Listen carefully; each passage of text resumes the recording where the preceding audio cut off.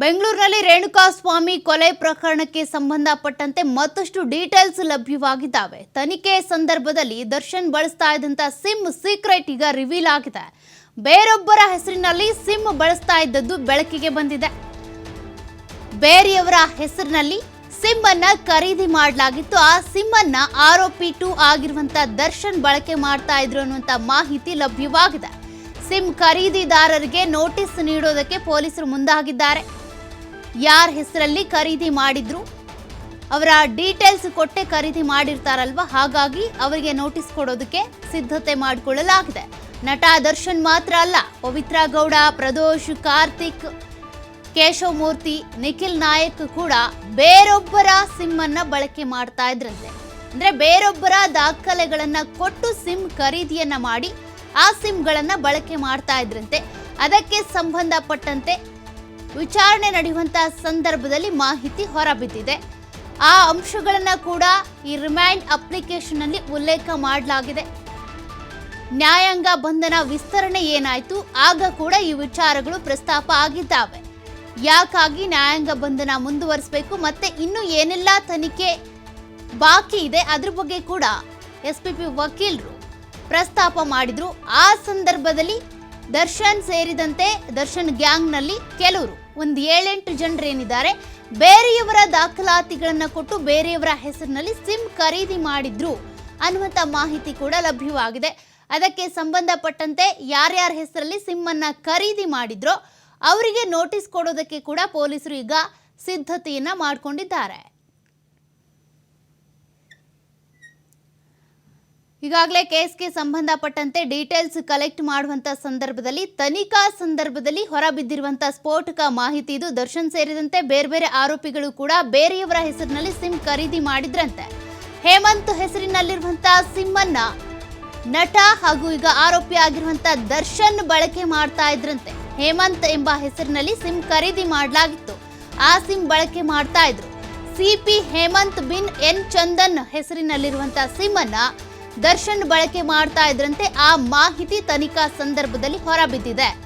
ಹೀಗಾಗಿ ಈಗ ಅವ್ರಿಗೆ ನೋಟಿಸ್ ಕೊಡೋದಕ್ಕೆ ಮುಂದಾಗ್ತಾ ಇದ್ದಾರೆ. ಮನೋಜ್ ಹೆಸರಿನಲ್ಲಿದ್ದಂತ ಸಿಮ್ ಅನ್ನ A1 ಆರೋಪಿ ಆಗಿರುವಂತ ಪವಿತ್ರ ಗೌಡ ಬಳಕೆ ಮಾಡ್ತಾ ಇದ್ರಂತೆ. ಅದಕ್ಕೆ ಸಂಬಂಧಪಟ್ಟಂತೆ ಕೂಡ ಪೊಲೀಸರು ಡೀಟೇಲ್ಸ್ ಅನ್ನ ಕಲೆ ಹಾಕಿದ್ದಾರೆ. ಹೇಮಂತ್ ಹೆಸರಿನಲ್ಲಿದ್ದಂತ ಸಿಮ್ ಅನ್ನ ಆರೋಪಿ ನಂದೀಶ್ ಬಳಸ್ತಾ ಇದ್ರಂತೆ. ಅದು ಮತ್ತೊಂದು ದಾಖಲೆಯನ್ನ ಬಳಸ್ಕೊಂಡು ತಗೊಂಡಿರುವಂತ ಸಿಮ್. ಒಂದ್ ಕಡೆ ಹೇಮಂತ್ ಹೆಸರಿನಲ್ಲಿದ್ದಂತ ಸಿಮ್ ಅನ್ನ ನಟ ದರ್ಶನ್ ಬಳಸ್ತಾ ಇದ್ರು. ಹೇಮಂತ್ ಬಿನ್ ಚಂದನ್ ಅನ್ನುವಂತ ಹೆಸರಿನಲ್ಲಿದ್ದಂತ ಸಿಮ್. ಅದೇ ರೀತಿಯಾಗಿ ಈತ ನಂದೀಶ್ ಕೂಡ ಇದೇ ರೀತಿಯಾಗಿ ಬೇರೆಯವರ ಹೆಸರಿನಲ್ಲಿ ಸಿಮ್ ಅನ್ನ ಖರೀದಿ ಮಾಡಿ ಬಳಕೆ ಮಾಡ್ತಾ ಇದ್ರಂತೆ. ಖಾಸಗಿ ಕಂಪನಿ ಸೀನಿಯರ್ ಮ್ಯಾನೇಜರ್ ಹೆಸರಿನ ಸಿಮ್ ಪ್ರದೋಷ್ ಬಳಕೆ ಮಾಡ್ತಾ ಇದ್ದ ಎನ್ನಲಾಗ್ತಾ ಇದೆ. ವೇಲು ಎಂಬಾತನ ಹೆಸರಿನಲ್ಲಿದ್ದಂತ ಸಿಮ್ ಕಾರ್ತಿಕ್ ಬಳಕೆ ಮಾಡ್ತಾ ಇದ್ದಂತೆ, ಆರೋಪಿ ಕಾರ್ತಿಕ್.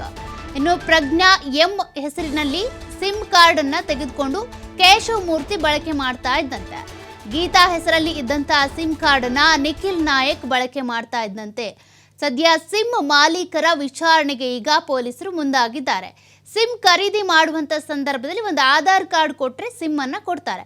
ಹಾಗಾದ್ರೆ ಈ ಆಧಾರ್ ಕಾರ್ಡ್ ಡೀಟೇಲ್ಸ್ ಇವ್ರ ಕೈಗೆ ಹೇಗೆ ಸೇರ್ತು, ಇದನ್ನ ಬಳಕೆ ಮಾಡಿಕೊಂಡು ಇವ್ರು ಸಿಮ್ ಹೇಗೆ ತೆಗೆದುಕೊಂಡ್ರು, ಅದ್ರ ಬಗ್ಗೆ ಕೂಡ ತನಿಖೆ ಆಗಬೇಕಾಗುತ್ತೆ. ಹಾಗಾಗಿ ಈಗ ಯಾರ್ಯಾರ ಹೆಸರನ್ನ ಬಳಕೆ ಮಾಡಿಕೊಂಡು ಯಾರ್ಯಾರ ಡೀಟೇಲ್ಸ್ ಕೊಟ್ಟು ಇವ್ರು ಸಿಮ್ ಖರೀದಿ ಮಾಡಿಕೊಂಡು ಆ ಸಿಮ್ಗಳನ್ನು ಇವ್ರು ಬಳಕೆ ಮಾಡ್ತಾ ಇದ್ರು, ಆ ದಾಖಲೆಗಳನ್ನು ಇಟ್ಕೊಂಡು ಆ ದಾಖಲೆಯ ವಾರಸುದಾರರು ಯಾರಿದ್ದಾರೆ ಅವರಿಗೆ ನೋಟಿಸ್ ಕೊಡೋದಕ್ಕೆ ಕೂಡ ಪೊಲೀಸರು ಸಿದ್ಧತೆಯನ್ನು ಮಾಡಿಕೊಂಡಿದ್ದಾರೆ. ಆ ದಾಖಲೆಗಳು ಈಗ ರೇಣುಕಾಸ್ವಾಮಿ ಕೊಲೆ ಕೇಸ್ನಲ್ಲಿ ಅಂಧರಾಗಿರುವಂಥ ಆರೋಪಿಗಳ ಕೈಗೆ ಸಿಕ್ಕಿದ್ದಾದ್ರೂ ಹೇಗೆ ಅವುಗಳನ್ನು ಬಳಸ್ಕೊಂಡು ಇವರು ನಕಲಿ ಸಿಮ್ಮನ್ನು ಖರೀದಿ ಮಾಡಿ ಬಳಕೆ ಮಾಡ್ತಾ ಇದ್ರು. ಹೇಮಂತ್ ಇರ್ಬೋದು, ಅದೇ ರೀತಿಯಾಗಿ ಪ್ರಜ್ಞಾ ಇರ್ಬೋದು, ಗೀತಾ, ಈ ರೀತಿಯಾಗಿ ಬೇರೆ ಬೇರೆ ಹೆಸರುಗಳ ದಾಖಲಾತಿಗಳನ್ನ ಇಟ್ಕೊಂಡು ಸಿಮ್ ಖರೀದಿ ಮಾಡಿ ಬಳಕೆ ಮಾಡ್ತಾ ಇದ್ರಂತೆ. ಈಗ ತನಿಖಾ ಸಂದರ್ಭದಲ್ಲಿ ಬಿದ್ದಿರುವಂಥ ಸ್ಫೋಟಕ ಮಾಹಿತಿ ಇದು. ಹಾಗಾದ್ರೆ ಈ ನಕಲಿ ಸಿಮ್ಗಳನ್ನ ಬಳಕೆ ಮಾಡಿಕೊಂಡು ಏನೇನು ಕೆಲಸ ಮಾಡ್ತಾ ಇದ್ರು ಇವರು, ಇದ್ರ ಬಗ್ಗೆ ಕೂಡ ತನಿಖೆ ಆಗಬೇಕಾಗುತ್ತೆ. ಹಾಗಾಗಿ ಮೊದಲು ಈ ಸಿಮ್ಮನ್ನು ಈಗ ತೆಗೆದುಕೊಂಡಿದ್ದಾರಲ್ಲ, ಆ ಸಿಮ್ನ ದಾಖಲಾತಿಗಳನ್ನು ಇಟ್ಕೊಂಡು ಯಾರ್ಯಾರವರು ಕೂಡ ನೋಟಿಸ್ ಕೊಡುವ ಮೂಲಕ ತನಿಖೆ ನಡೆಸೋದಕ್ಕೆ ಈಗ ಪೊಲೀಸರು ಸಜ್ಜಾಗ್ತಾ ಇದ್ದಾರೆ. ಒಟ್ಟಿನಲ್ಲಿ ಆರೋಪಿ ನಟ ದರ್ಶನ್ ಇರ್ಬೋದು, ಪವಿತ್ರ ಗೌಡ ಇರ್ಬೋದು, ಕಾರ್ತಿಕ್, ನಿಖಿಲ್ ನಾಯಕ್ ಇವರೆಲ್ಲರೂ ಕೂಡ ನಕಲಿ ಸಿಮ್ಗಳನ್ನ ಬಳಕೆ ಮಾಡ್ತಿದ್ರಂತೆ. ಅದ್ರ ಬಗ್ಗೆ ಈಗ ಮಾಹಿತಿ ಲಭ್ಯ ಆಗಿದೆ. ಈ ಬಗ್ಗೆ ಡೀಟೇಲ್ಸ್ ಕೊಡ್ತಾ ಹೋಗ್ತಾರೆ ನಮ್ಮ ಪ್ರತಿನಿಧಿ ಸಂತೋಷ್ ಪಟೇಲ್. ಈಗಾಗಲೇ ರೇಣುಕಾಸ್ವಾಮಿ ಹತ್ಯೆ ಕೇಸ್ಗೆ ಸಂಬಂಧಪಟ್ಟಂತೆ ಮತ್ತೊಂದು ಸ್ಫೋಟಕ ಮಾಹಿತಿ ಲಭ್ಯವಾಗಿದೆ. ನಕಲಿ ಸಿಮ್ಗಳನ್ನು ನಟ ದರ್ಶನ್ ಸೇರಿದಂತೆ ಆ ಗ್ಯಾಂಗ್ನ ಒಂದು 7 ಜನರು ಕೂಡ ಇದೇ ರೀತಿ ಬಳಕೆ ಮಾಡ್ತಾ ಇದ್ರಂತೆ. ಯಾರ್ಯಾರು ಈ ರೀತಿ ನಕಲಿ ಸಿಮ್ ಬಳಸ್ತಾ ಇದ್ರು ಮತ್ತೆ ಇವರಿಗೆ ಈ ಡೀಟೇಲ್ಸ್ ಸಿಕ್ಕಿದಾದ್ರೂ ಹೇಗೆ ಅಂತ, ಅಂದರೆ ಸಿಮ್ಮನ್ನು ಖರೀದಿ ಮಾಡೋದಕ್ಕೆ ದಾಖಲಾತಿಗಳು ಹೇಗೆ ಸಿಕ್ತು ಅಂತ? ಸರ್ಕಾರ ರೇಣುಕಾಸ್ವಾಮಿ ಹತ್ಯೆ ಪ್ರಕರಣಕ್ಕೆ ಸಂಬಂಧಪಟ್ಟ ಪೊಲೀಸರು ತನಿಖೆಯನ್ನ ನಡೆಸ್ತಾ ಹೋದಂತೆ ಹೊಸ ಸ್ಫೋಟಕ ವಿಚಾರಗಳು ಹೊರಬೀಳ್ತಾ ಇರುವಂತದ್ದು. ಈಗಾಗಲೇ ಪ್ರಕರಣದ ವಿಚಾರಣೆ ಮಾಡುವಂತ ಸಂದರ್ಭದಲ್ಲಿ ಆರೋಪಿಗಳ ಬಳಿ ಇರುವಂತಹ ಮೊಬೈಲ್ಗಳು ಏನು ಕೆಲವೊಂದು, ಸೊ ಆ ಮೊಬೈಲ್ಗಳಿಗೆ ಇವ್ರು ಬಳಸ್ತಾ ಇದ್ದಂತ ಸಿಮ್ಗಳು ವೆರಿಫಿಕೇಶನ್ ಅನ್ನ ಮಾಡುವಾಗ ಕೆಲವು ಸಿಮ್ಗಳನ್ನ ಆಕ್ಸೆಸ್ ಅನ್ನ ಮಾಡುವಂತ ಸಂದರ್ಭದಲ್ಲಿ ಅವು ಯಾರ ಹೆಸರಲ್ಲಿ ಏನೋ ಮಾಹಿತಿಗಳನ್ನ ನೆಟ್ವರ್ಕ್ ಮುಖಾಂತರ ಪಡೆಯುವಂತ ಸಂದರ್ಭದಲ್ಲಿ ಇವ್ರು ಬಳಸ್ತಾ ಇರುವಂತಹ ಸಿಮ್ಗಳು ಬೇರೆ ಬೇರೆ ಹೆಸರಿನಲ್ಲಿ ಇರುವಂತದ್ದು ಗೊತ್ತಾಗಿರುವಂತದ್ದು. ಇವನ್ನ ನಕಲಿ ಸಿಮ್ಗಳು ಅಂತ ಹೇಳಿಕ್ ಆಗೋದಿಲ್ಲ. ಸೊ ಅವರ ಪರಿಚಯಸ್ಥರ ಕಡೆಯಿಂದ ಇವ್ರೇನಾದ್ರೂ ಸಿಮ್ಗಳನ್ನ ಪಡ್ಕೊಂಡಿರ್ಬೋದು. ಸಾಮಾನ್ಯವಾಗಿ ಸ್ಟಾರ್ಗಳಿರ್ಬೋದು, ಇಲ್ಲ ಅಂದ್ರೆ ಇವರ ಸ್ನೇಹಿತ ಆಪ್ತ ಬಳಗ ಏನಿದೆ ತಂದಾದ ಫಾಲೋವರ್ಸ್ ಗಳನ್ನ ಇಟ್ಕೊಂಡಿರುವಂತದ್ದು. ಹೀಗಾಗಿ ಯಾವ್ದಾದ್ರು ಒಂದು ಸಿಮ್ ಬೇಕು ಅಂದ್ರೆ ಇವರೇ ಹೋಗಿ ಶಾಪ್ಗೆ ತೆಗೆದುಕೊಂಡು ಬರುವಂತದ್ದು ಕಡಿಮೆ ಇರುತ್ತೆ. ಸೊ ಹಾಗಾಗಿ ಇವರು ಅವರ ಫಾಲೋವರ್ಸ್ ಗಳ ಕಡೆಯಿಂದ ತಮ್ಮ ಆಪ್ತರ ಕಡೆಯಿಂದ ಆ ಸಿಮ್ಗಳನ್ನ ತೆಗೆದುಕೊಂಡಿರ್ಬೋದು ಅನ್ನೋದು ಈಗ ಅನುಮಾನ ಇರುವಂತದ್ದು. ಇಲ್ಲ ಏನಾದ್ರೂ ಇವರು ಈ ಆಧಾರ್ ಕಾರ್ಡ್ ಮುಖಾಂತರ ಯಾರಾದ್ರೂ ಬೇರೆಯವ್ರ ಕಡೆಯಿಂದ ಅವ್ರಿಗೆ ಮಾಹಿತಿ ಇಲ್ಲದೆ, ಈಗ ಯಾರ ಹೆಸರಿನಲ್ಲಿ ಇದೆ ಅಂತ ಗೊತ್ತಾಗಿದೆ, ಸೊ ಅವ್ರಿಗೆ ಮಾಹಿತಿ ಇಲ್ಲದೇನೆ ಇವ್ರೇನಾದ್ರೂ ಸಿಮ್ಗಳನ್ನ ತೆಗೆದುಕೊಂಡಿದ್ದಾರ ಅನ್ನೋ ಅನುಮಾನ ಇರುವಂತದ್ದು. ಈ ಕಾರಣಕ್ಕಾಗಿ ಸಿಮ್ನ ಮೂಲ ಮಾಲೀಕರು ಏನಿರ್ತಾರೆ, ಯಾರ ಹೆಸರಲ್ಲಿ ಸಿಮ್ ಇರುತ್ತೆ ಅಂತವ್ರನ್ನ ಪತ್ತೆಯನ್ನ ಮಾಡಿ ಅವ್ರಿಗೆ ನೋಟಿಸ್ ಅನ್ನು ಕೊಡ್ತಾ ಇರುವಂತದ್ದು. ದರ್ಶನ್ ಸೇರಿದಂತೆ ಕೆಲ ಇತರ ಆರೋಪಿಗಳು ಬೇರೆ ಬೇರೆ ಹೆಸರಿನಲ್ಲಿರುವಂತಹ ಸಿಮ್ ಕಾರ್ಡ್ಗಳನ್ನ ಬಳಕೆಯನ್ನ ಮಾಡ್ತಾ ಇರುವಂತದ್ದು, ಮಹಿಳೆಯರು ಮತ್ತು ಪುರುಷರ ಹೆಸರಿನಲ್ಲಿರುವಂತದ್ದು. ಸೊ ಹೀಗಾಗಿ ಅವ್ರಿಗೆ ನೋಟಿಸ್ ಅನ್ನ ಕೊಟ್ರೆ ಅವ್ರಿಗೂ ದರ್ಶನ್ಗೆ ಏನು ಸಂಪರ್ಕಗಳಿದ್ಯಾ, ಇಲ್ಲ ಇತರ ಆರೋಪಿಗಳ ಜೊತೆಗೆ ಅವ್ರಿಗಿರುವಂತಹ ಸಂಪರ್ಕ ಏನು, ಒಡನಾಟ ಏನು ಅನ್ನೋದು ಕೂಡ ಗೊತ್ತಾಗುತ್ತೆ. ಒಂದ್ ವೇಳೆ ಅವರ ಆಪ್ತ ವಲಯದಲ್ಲಿ ಏನಾದ್ರು ಅವ್ರು ಗುರ್ಸ್ಕೊಂಡಿದ್ರೆ, ಆಪ್ತ ಬಳಗ ಏನಾದ್ರು ಆಗಿದ್ರೆ ಅವ್ರನ್ನು ಕೂಡ ವಿಚಾರಣೆ ಮಾಡುವಂತದ್ದು, ಮತ್ತೆ ಒಂದು ಸ್ಟೇಟ್ಮೆಂಟ್ ಅನ್ನ ಪಡ್ಕೊಳ್ಬೇಕಾಗತ್ತೆ. ಯಾಕಂತ ಹೇಳಿದ್ರೆ ಅವರ ಹೆಸರಿನಲ್ಲಿರುವಂತಹ ಸಿಮ್ ಕಾರ್ಡ್ಗಳು. ಹೀಗಾಗಿ ಒಂದ್ ವೇಳೆ ಇಲ್ಲ ಈ ಸಿಮ್ ಕಾರ್ಡ್ ನಂದೇ ಅಲ್ಲ ಅಂತ ಹೇಳಿ ನಾಳೆ ಆರೋಪಿಗಳು ಹೇಳುವಂತ ಸಾಧ್ಯತೆಗಳಿರುತ್ತೆ. ಹೀಗಾಗಿ ಅವರ ಬಳಿ ಕೂಡ ಒಂದು ಸ್ಟೇಟ್ಮೆಂಟ್ ಮಾಡಿ ಒಂದು ಇವ್ರಿಗೆ ಮಾಹಿತಿಯನ್ನ ನೀಡಿ ಸಿಮ್ ಕಾರ್ಡ್ಗಳನ್ನ ಅವ್ರು ಖರೀದಿಯನ್ನ ಮಾಡಿದ್ರು ಅನ್ನೋದೇನಾದ್ರು ಸ್ಟೇಟ್ಮೆಂಟ್ ಮಾಡ್ಕೊಂಡ್ರೆ ಅದು ಕೂಡ ಒಂದು ವಿಟ್ನೆಸ್ ಆಗುತ್ತೆ. ಹಾಗಾಗಿ ಪೊಲೀಸರು ಅವ್ರಿಗೂ ಒಂದು ನೋಟಿಸ್ ಅನ್ನು ಕೊಟ್ಟು ಅವ್ರನ್ನ ವಿಚಾರಣೆಗೆ ಕರೆದಿರುವಂತದ್ದು, ಕರೆದು ಅವರ ಮುಖಾಂತರ ಹೇಳಿಕೆಗಳನ್ನು ಪಡ್ಕೊಳ್ಳುವಂಥದ್ದು.